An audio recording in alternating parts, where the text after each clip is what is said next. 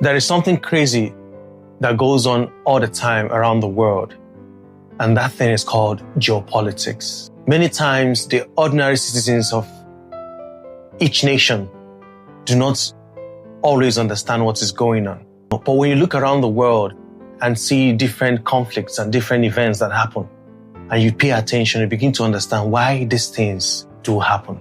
You look at the case of Libya, Sudan, Syria, etc.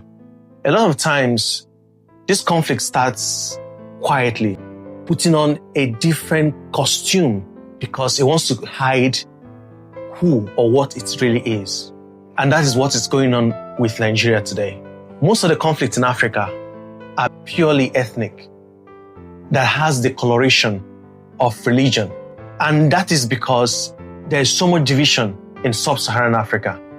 And that is not far-fetched because most divisions, conflicts stem from disunity.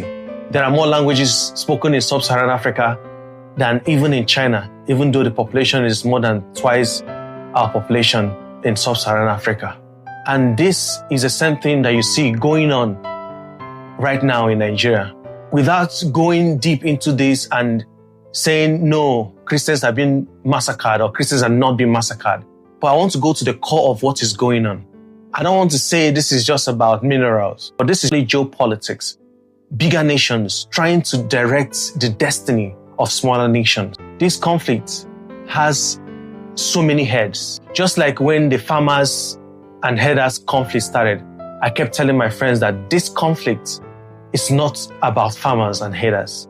It's about a certain group of people trying to stop agriculture in Nigeria so that they can introduce what they need to introduce so that they can have power and control over the people. But the problem is that most citizens only see what is before them. They do not ask the question, who are you? What are you doing here?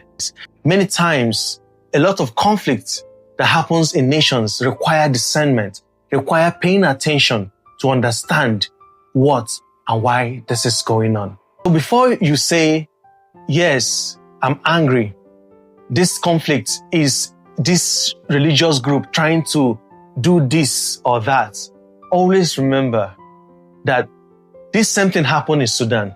And the Sudanese believe that once their nation is divided along religious lines, that all conflicts will stop. It was the same thing, basically. The Janjaweed herders, or whatever they were called, having conflicts with farmers. And they believe it was purely religious. And then bigger nations stepped in and said, no,